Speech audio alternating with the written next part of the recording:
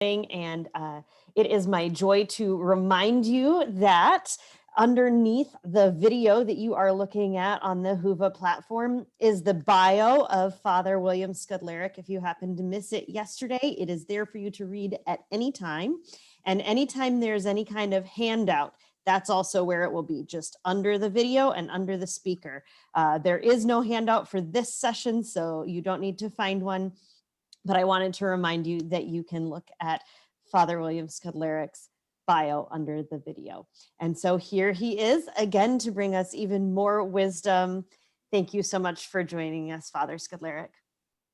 Well, thank you very much, and good morning, everyone. Today, I want to speak about hospitality in the early church, and particularly within the monastic tradition, and then a more contemporary expression of hospitality that has impressed me very deeply, and we'll get to that at the end of the presentation today. I'll begin today with a kind of surprising, at least it was surprising to me, reference to the monastic tradition of hospitality in Pope Francis' most recent encyclical, Fratelli Tutti, brothers and sisters all. And this is what he writes. It's in paragraph 90 of that encyclical. Significantly, many small communities living in desert areas developed a remarkable system of welcoming pilgrims as an exercise of the sacred duty of hospitality. The medieval monastic communities did likewise, as we see from the rule of St. Benedict, which I'll go into a bit more in detail later on. While acknowledging that it might detract from the discipline and silence of monasteries, Benedict nonetheless insisted that the poor and pilgrims be treated with the utmost care and attention. Hospitality was one specific way of rising to the challenge and the gift present in an encounter with those outside one's own circle. The monks realized that the values they sought to cultivate had to be accompanied by a readiness to move beyond themselves in openness to others. And maybe that's the reason why monastic hospitality has a special resonance, because by definition, monks, in a certain sense, retire. And silence and enclosure is one of their characteristics. And yet, Benedict insists on an openness to guests, as he says, because in them Christ is truly received. And I love the way Pope Francis speaks about guests as a challenge and a gift. A challenge and a gift. A challenge sometimes to our own comfort, to our own agendas, to our own schedules, but always coming bearing gifts to us. Let me continue rather, with a few references from the so-called apophthegmata, or the sayings of the desert fathers and mothers, specifically related to hospitality. There are a large number of them, but here are three short ones that I think give you a sense of how seriously in that early 4th century desert in Egypt, the monks and the female monks as well regarded hospitality as their duty if they are to be followers of Christ. First one, 2 brothers once came to see a hermit whose custom it was not to eat every day. When he saw them, he welcomed them cheerfully and said, "A fast has its own reward, but whoever eats because of love obeys 2 commandments. He loses his self-will and he refreshes his brothers." The second, a hermit who was very holy lived near to a community of monks. Some visitors to the community happened to go to see him and made him eat, though it was not the proper time. Later, the monks of the community said to this hermit, "Weren't you upset, Abba? Weren't you upset, Father?" He answered, "I am upset when I do my own will. And a third example, a brother came to a hermit, and as he was taking his leave, he said, "Forgive me, Abba, for preventing you from keeping your rule." The hermit answered, "My rule is to welcome you with hospitality and to send you on your way in peace." So there was always that notion within those early Christian monastics in the desert of Egypt that hospitality, the love shown in hospitality, trumps self-will. And in that way, it's a challenge to the guest who always brings a gift. Now, in his rule for monasteries, which Benedict put together sometime in the 6th century, it is in chapter 53 on receiving guests that in a certain sense, he works out the details of how to keep alive this ancient tradition, especially biblical tradition of hospitality, how to do so in a way that is conformity with this biblical teaching on hospitality. I would like to see this chapter 53 of Benedict's rule on receiving guests as a kind of handbook for hospitality. He's not inventing hospitality. He's saying, this is how we want to exercise it in such a way. Here are some details and also some teaching about the importance of hospitality that I want to leave with you.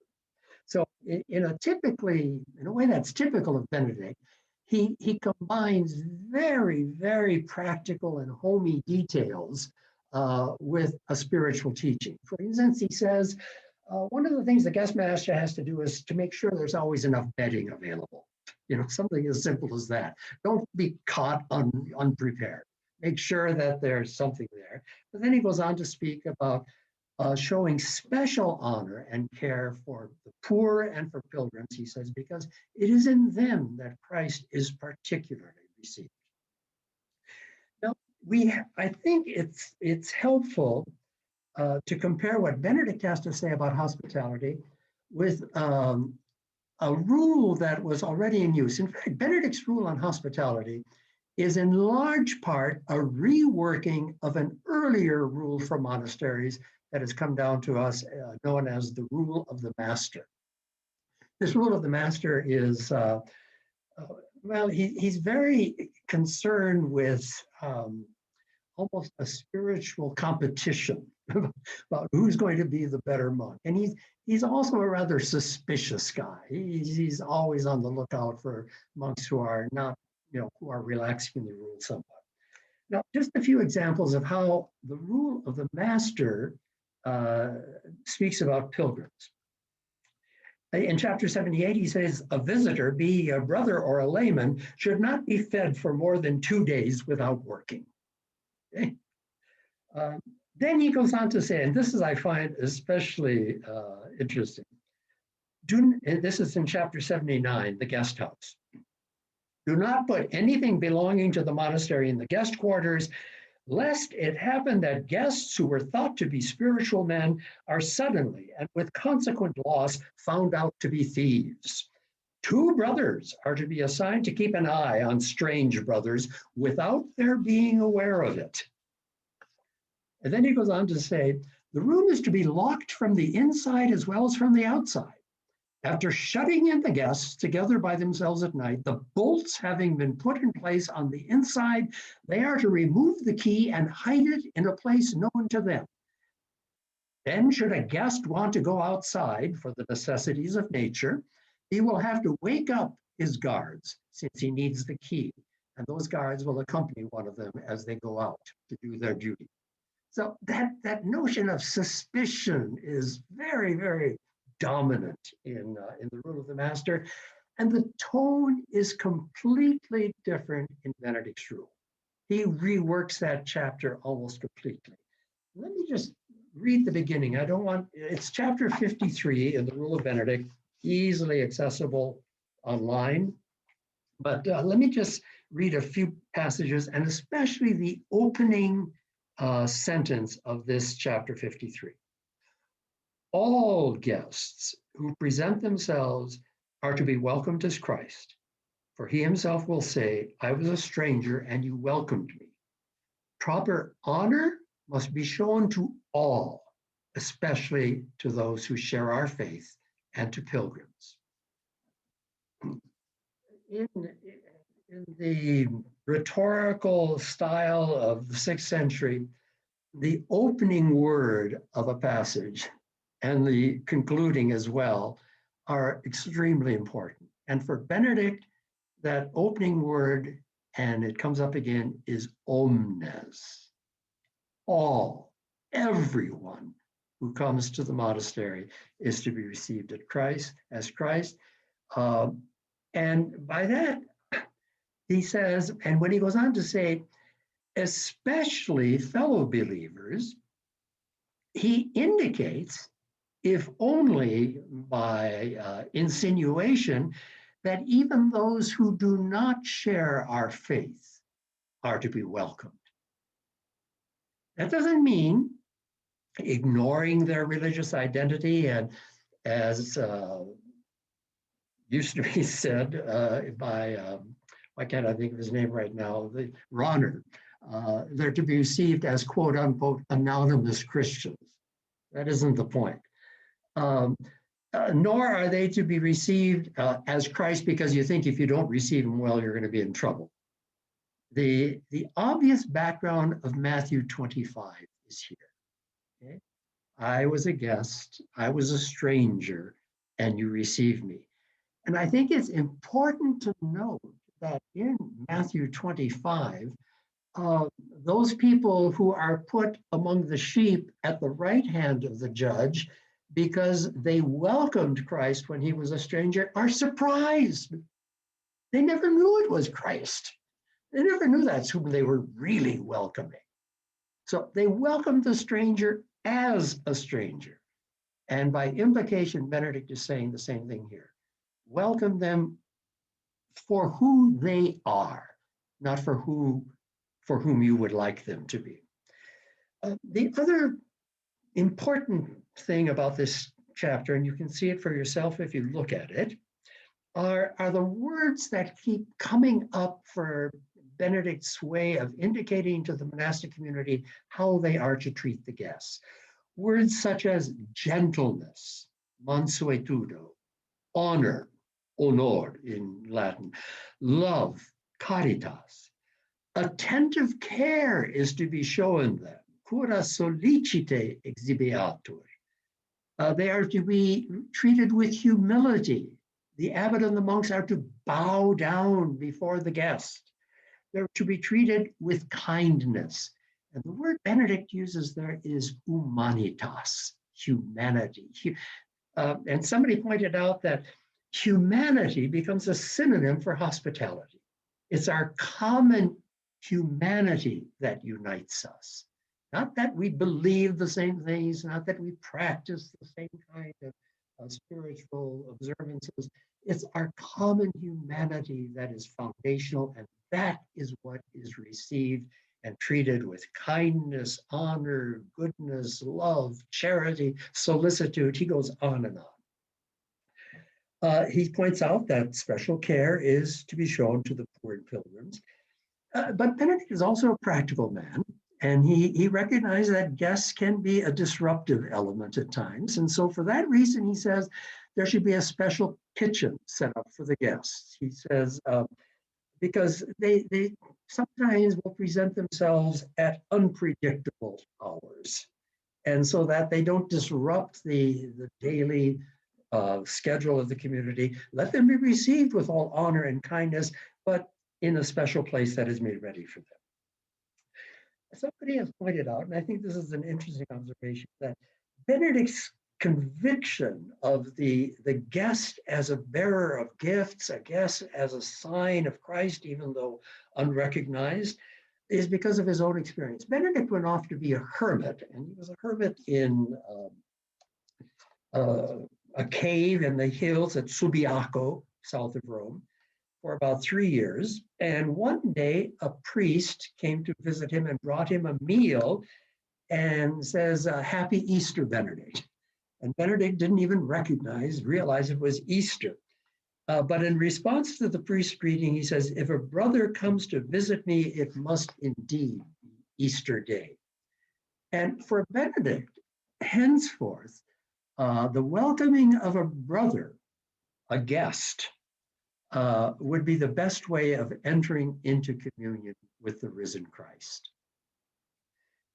And Benedict's insistence that all who come to be received at the monastery are to be received as Christ means that everyone and anyone is a brother and a sister. And so in the chapter on guests, he includes this: by a bow of the head or by a complete prostration of the body, Christ is to be adored because he is indeed welcomed in them. And then he says, after washing the feet of the guests, which was something that was normally reserved to servants, but here in imitation of Christ, they themselves wash the feet of the guests. The abbot and the entire community are to recite verse 10 of Psalm 48. God, we have received your mercy in the midst of your temple. And I think a kind of commentary on that verse would be, guests are what make a monastery not just a home, but a temple. It is the presence of the guest in the monastery that transforms that place of dwelling into a temple for the service of God. Speaking personally, I can just say that it was only recently that I recognized that how important guests were to us, because we haven't had any for the past year. Our guest house has been closed. And it suddenly hit me that something essential to our life was missing.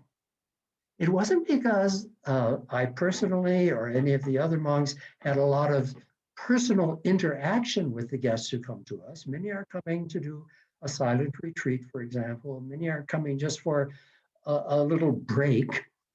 But almost, well, I shouldn't say almost always, many of them, perhaps most of them, will join us in the choir at our daily prayer services. And just having those guests present with us, praying with us, was an important support for our way of life in a way that I hadn't so consciously been aware of until they were absent. And until they were absent for an extended period of time, it suddenly hit me that, again, the truth of this statement, that after washing the feet of the guests, the abbot and the entire community are to recite this verse, God, we have received your mercy in the midst of your temple. That's the gift that the guests bring when they come. They make our dwelling into a temple. There's another chapter in Benedict's rule in which he speaks of guests, and these guests are visiting monks. And this is chapter 61. And here, I think Benedict realistically recognizes the limitations of hospitality. He picks up a little bit on the rule of the master that says, if a guest doesn't work after 2 days in the monastery, they shouldn't be given anything to eat. You know, that picks up a little bit on Paul's writings as well. But then he goes on to say that if this visiting monk makes some reasonable criticisms and observations, and does so with all humility and love, the abbot should listen, because it is possible that the Lord guided him to the monastery for this very purpose. I came across some place, I don't remember where, a Kenyan proverb which says, it takes a guest to find out where the roof is leaking. And the guest, the person from the outside, can see things that we've become so used to, we don't even notice them any longer. And I would say both the good and the bad. They see that roof leaking, and we just didn't even notice. It was just what happened when it rained, you know. but they can also see the good things that we might not see or have noticed. And on the other hand, Benedict says, if this visiting monk, notice he says this only about visiting monks, he doesn't say this about other guests, but if the visiting monks, he says, is excessive in his demands or full of faults, he should be politely told to depart. Politely told to depart. But he should say, well, we think you probably have a lot of things to do. We don't want to keep you here. So goodbye. It was nice to have you. And maybe again sometime, something like that. So Benedict, as I would say, is trying to not exactly codify, not exactly set down rules for hospitality, but to show how this tradition of hospitality that we find in the scriptures and even predating the scriptures is to be preserved within the monastic tradition. Some practical points about how to do that, and then the motivation behind it. Because whether you're aware of it or not, it's Christ that is present in the guest. And Benedict does this, he says, I believe, because there have been some counter indications. This tradition of hospitality may have been not so carefully practiced any longer, perhaps in imitation of what happened to hospitality in the Greco-Roman world of the centuries preceding the 6th century, when the guest was received often with a lavish banquet because you wanted to impress that person, was a person of some importance or rank, for some favors he might do to you in return. And Benedict turns that around. He says, no, it's the poor and the pilgrims who are to be shown special honor. I want to now switch to a more contemporary example of this kind of welcome. And let me preface this by saying, I think what Benedict is trying to set up in his rule for monks is that the welcoming of the guest should simply be something that is done naturally, that you don't even have to think about it. It's just, it's who you are. It's who you are. You are a follower of Christ. You are a follower of this Messiah who welcomed everyone, who didn't put up conditions to be met, who showed special concern for the outsider, for the outcast, for the sick, the poor. That's who you are to be. If you're going to be a follower of this Jesus of Nazareth, this is what is required of you. And to me, one of the great examples of this kind of hospitality that is simply offered because it's who we are and what we do as Christians is the Huguenot communities of Le Chambon in the villages and the villages surrounding Le Chambon in the south of France. I expect some of you are familiar with this story about the way they opened their community to Jews who were trying to flee the final solution of the Nazis. And just a little background on what was taking place in Le Chambon and who these people were. So between the years 1942 and 1944, more than 75,000 Jews living in France were deported to Nazi death camps, and where almost all of them were killed. And for decades, the French government refused to acknowledge the role of French policemen in rounding up the Jews for deportation. It was only in 1995 that Jacques Chirac, the president, stated it was time for France to face up to its past. And he said that those responsible for taking Jews into custody were the 4,500 French policemen and gendarmes who, under the authorities of their leaders, obeyed the commands of the Nazis. So he says, we were complicit. Not all the French, however, obeyed those commands, and some of them at great risk to their lives would shelter Jews, offer them hospitality, offer them a hiding place, or find their way to a safe passage to neutral countries. And as I mentioned, one of the most remarkable cases of such courageous civil disobedience was this village of Le Chambon-sur-Lignon in southwestern France. The majority of its 2,500 or so villagers, and there were other villages around Le Chambon who were this way, but Le Chambon has got the most recognition because of some people who were there who told the story. So the majority of the 2,500 or so villagers and peasants uh, uh, were under the leadership of their pastor, a Huguenot pastor, André Trocmé, and his wife Magda. And they saved thousands of Jewish men, women, and children by welcoming them into their homes, hiding them in barns and attics or wherever they could. And, you can ask why, when there was so little of this kind of openness, hospitality to these persecuted Jews, what motivated these people? And I think it's true to say their own past as Huguenots, because they themselves were a persecuted minority in the 16th, from the 16th to the 18th centuries. They knew what it was to be persecuted, hunted down, killed for their faith.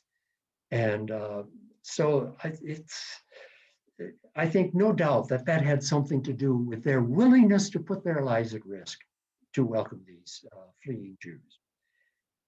The pastor, one day after France surrendered to Nazi Germany, the pastor issued this call to arms to his congregation. He said, "The duty of Christians is to take up the weapons of the Spirit and resist the violence done to their conscience. We will resist whenever our adversaries demand of us obedience contrary to the orders of the gospel. We will do so without fear, but also without pride and without hatred." A documentary was made, and I think about 20 years ago. It's now been reissued, but I don't think it's available yet. It was made by a Jewish filmmaker who was born in Le Chambon. Okay? It's called The Arms of the Spirit.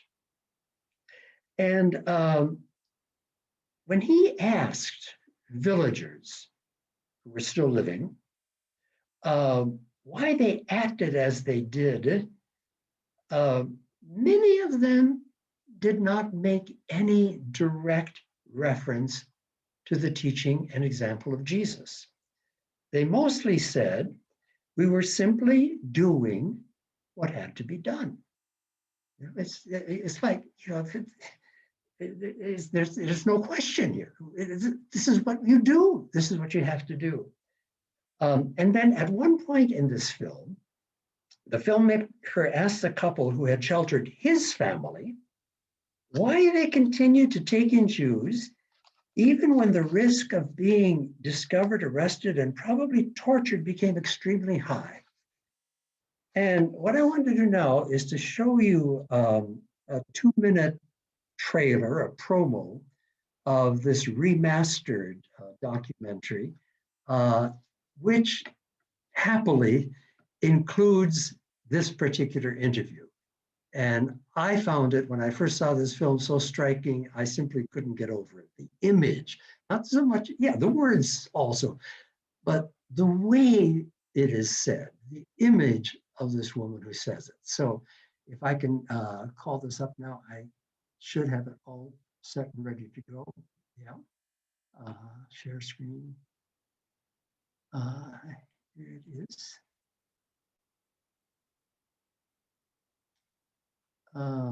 Just a minute. I think I have to do something here to make sure that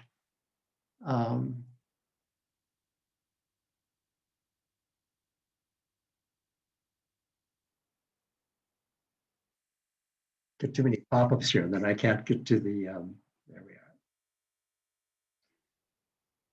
we I thought, oh, I have to share computer sound and I have to share out to my screen here. Okay, now we should be ready.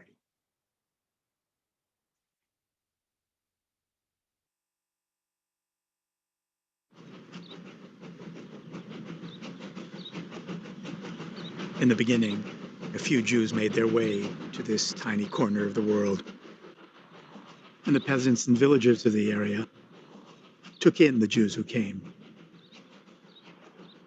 And the Jews kept coming. And the people of Le Chambon kept taking them in.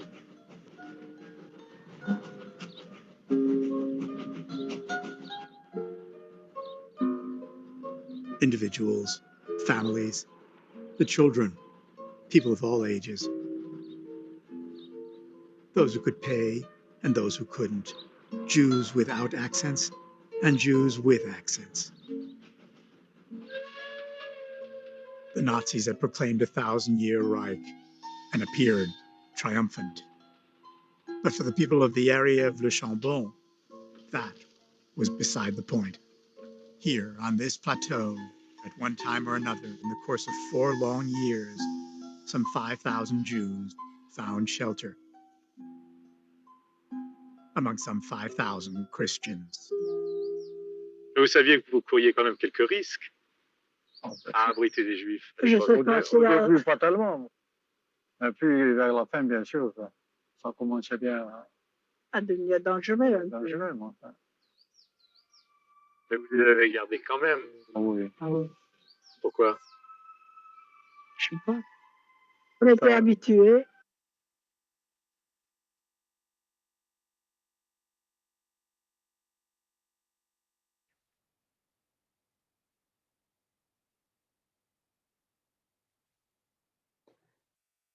As I said, that face, those words, I think say it all.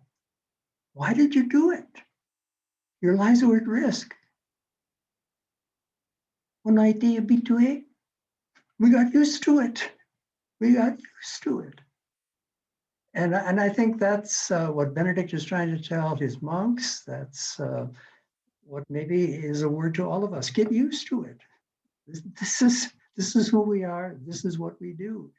And when hospitality can be simply this free gift that is offered because it's a gift we have received, when we get so used to it, we don't even think about it. It's just who we are and what we do. So it's time. Again, thank you very much. Look forward to seeing you again tomorrow.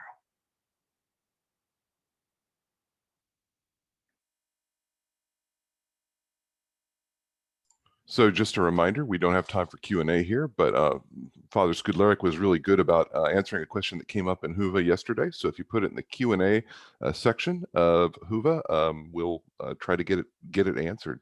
Thank you so much, Father Skudlarek. You're very welcome. Thank you all.